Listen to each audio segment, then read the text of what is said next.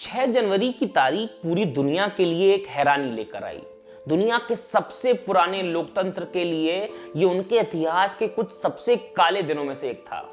United states of America की राजधानी Washington DC की ऐतिहासिक कैपिटल बिल्डिंग पर प्रो ट्रंप जनसमूह ने धावा बोल दिया और देखते ही देखते इस समूह ने दंगाइयों का रूप ले लिया।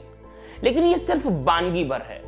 आखिर ऐसा क्या हुआ कि दुनिया के सबसे पुराने और शक्तिशाली लोकतंत्र की संसद पर उसी देश के लोगों ने हमला कर दिया? ये कहानी शुरू होती है नवंबर 3, 2020 को। यूएस प्रेसिडेंशियल इलेक्शंस हुए थे और रुझान आने शुरू हुए थे। पूरी दुनिया को ये समझ में आ गया था कि इनकम्बेंट प्रेसिडेंट डोनाल्ड ट्रंप को अमेरिकी मतदाता दूसरा मौका देने नहीं जा रहे हैं। राजनीतिक बुद्धिजीवी और अमेरिकी राजनीति को ठीक से समझने वाले लोगों ने इसके बाद यूएसए में अशांति जैसी स्थिति उत्पन्न होने की भविष्यवाणी उसी समय कर दी थी। ट्रंप की जीवन यात्रा को अगर ठीक से समझा जाए तो आप ये पाएंगे कि ट्रंप एक तो हार नहीं मानते और अगर हार जाते हैं तो बिल्कुल ही नहीं मानते। All in all a very सार लूजर। सबको मालूम था कि इस बार भी ऐसा ही होना है। जैसे ही रुझानों में बिडेन को साफ जीत मिलती दिखी, ट्रंप के वकीलों की फौज ने कमर कस ली और तभी पूरे देश में यह भी सुगबुगाहट होने लगी कि ट्रंप सपोर्टर, जो कि अधिकतर फार राइट विचारधारा से आते हैं, कोई बड़ा बवाल कर सकते हैं। ट्रंप जॉर्जिया, मिशिगन, पेंसिल्वेनिया और विस्कॉन्सिन की 62 इलेक्टोरल कॉलेज वोट्स को सुप्रीम कोर्ट में खारिज करने गए। उनका आरोप था कि वोटिंग में धांधली की वजह से वो चुनाव हारे हैं, लेकिन सुप्रीम कोर्ट से भी उन्हें कोई राहत नहीं मिली। जब यूएस मीडिया ने 7 नवंबर को ट्रंप की पराजय की घोषणा की, तब माना जा रहा था कि अब तो ट्रंप शायद कंसीडिंग स्पीच दे दें, जो कि यूएस डेमोक्रेसी की एक पुरानी और खूबसूरत परंपरा है। लेकिन ट्रंप तो ट्रंप, हार कैसे स्वीकार कर लेते हैं? ऐसे में कई बार ऐसी कंफ्यूजन की स्थिति उत्पन्न हुई जब इनकमिंग राष्ट्रपति जो बाइडेन और आउटगोइंग प्रेसिडेंट ट्रंप के एडमिनिस्ट्रेशन के बीच टकराव हुआ। इसी असमंजस और उधेड़बुन के बीच आया 6 जनवरी का दिन। यूएस कांग्रेस जो बाइडेन के इलेक्टोरल कॉलेज वोट्स को प्रमाणित करने के लिए मिली और जो बाइडेन की जीत की औपचारिक घोषणा भी इसी दिन होनी थी। वहीं दूसरी तरफ सत्र से कुछ ही देर पहले ट्रंप ने एक रैली को संबोधित करते हुए कहा, हम कभी हार नहीं मानेंगे। प्रदर्शनकारी इसी के बाद हमें ट्रंप चाहिए कि नारे लगाते हुए इमारत की तरफ बढ़े और सत्र बीच में ही बाधित हो गया।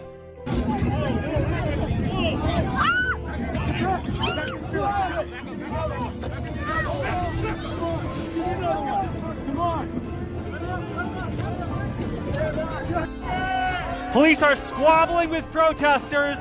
Oh, there we go.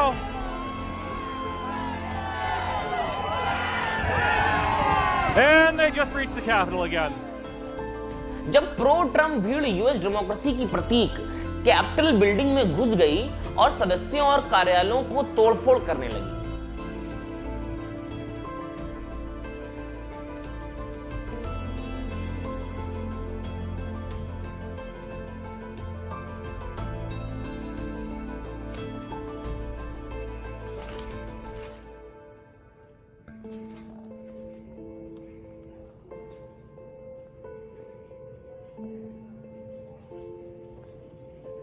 Capital building के अंदर प्रो ट्रंप पर्चे भी उछाले गए। पुलिस और भीड़ कई बार आमने सामने आई। दंगाई भीड़ असलहे लैस थी। सिक्योरिटी फोर्सेस ने सांसदों को इवैक्यूएट करके गोपनीय स्थान पर भेजा। अभी तक 4 लोगों की मौत हो चुकी है, जिसमें एक महिला भी है। कैपिटल पुलिस ने अभी तक 52 लोगों को हिरासत में ले लिया है। कैपिटल पुलिस कई घंटों की मशक्कत के बाद बिल्डिंग को कब्जे में ले पाई। दुनिया भर के राष्ट्राध्यक्षों समेत रिपब्लिकन पार्टी और डेमोक्रेट सांसदों ने घटना की कड़ी निंदा की और यह तक कहा कि राष्ट्रपति ट्रंप पर महाभियोग चलाना चाहिए, यानी इम्पीच करने की आवाजें भी उठी। इस सब के बीच सबसे हैरान करने वाला था ट्रंप का इस घटना के प्रति रवैया। वो इतना गैर जिम्मेदाराना था कि ट्विटर, फेसबुक ने उनका अकाउंट ब्लॉक कर दिया। ट्रंप ने एक ट्वीट में कहा, एंड आई कोट, ऐसी घटनाएं तभी होती हैं जब एक विशाल और पवित्र चुनावी जीत को महान देशभक्तों से क्रूरतापूर्वक छीन लिया जाता है। प्यार और शांति से घर जाओ और ये दिन हमेशा याद रखना। अब इस ट्वीट में ट्रंप साहब भीड़ को समझा रहे हैं कि भड़का रहे हैं, ये आपके वेग पर छोड़ा जा सकता है। और ये तो सिर्फ एक ट्वीट है, कहीं आप ट्रंप की ट्विटर वॉल पर चले जाएं तो आपका दिमाग चकरा जाएगा। बेटी इवांका ट्रंप ने भी पापा का साथ देते हुए दंगाइयों को देशभक्त कहा। खैर बाद में ट्वीट डिलीट कर दिया गया। चाहे आपकी विचारधारा कुछ भी हो, चाहे आप बहुत करीबी चुनाव हारे हो, जो कि ट्रंप साहब नहीं हारे हैं, लेकिन तब भी लोकतंत्र इन सबसे बड़ा और पवित्र होता है और एक राष्ट्रीय अध्यक्ष उस लोकतंत्र का पहला प्रहरी। लेकिन जब कोई राष्ट्रीय अध्यक्ष अपनी विचारधारा का इतना गुलाम हो जाए कि वो खुद लोकतंत्र को लुटेरों के हवाले करने पर आतुर हो, तब देश की जनता के लिए एक साफ संदेश निकलता है, जाग जाओ वरना देर हो जाएगी। इस कांड से भारत को भी डर लगना चाहिए, क्योंकि एक दंगाई के हाथ में तिरंगा भी देखा जा सकता है। झंडा ऊंचा रहे हमारा, लेकिन सही हाथों से ऊंचा हो यह भी उतना ही जरूरी है। ट्रंप को इम्पीच करने की मांग अब आम है।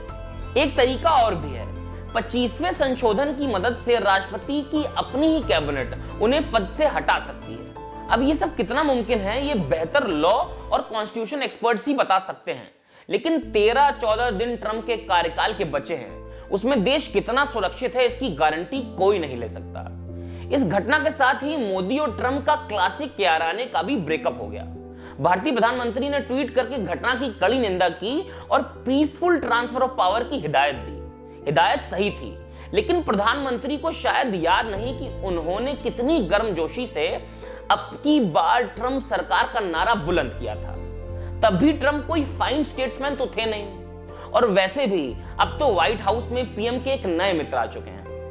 आखिरी में समय मिले तो अमेरिकी मीडिया का इस घटना पर कवरेज जरूर देखिएगा। प्रिंट, टीवी, वेब सारा। बड़ी हैरानी होगी, हो सकता है अजीब सा लगे, असली पत्रकारिता और सच पढ़ने सुनने की आदत छूट चुकी है ना। मेरा नाम दृष्टांत है, कैमरे के पीछे समर्थ और हर्ष हैं। आप जिंदा डेमोक्रेसी देख रहे हैं। धन्यवाद।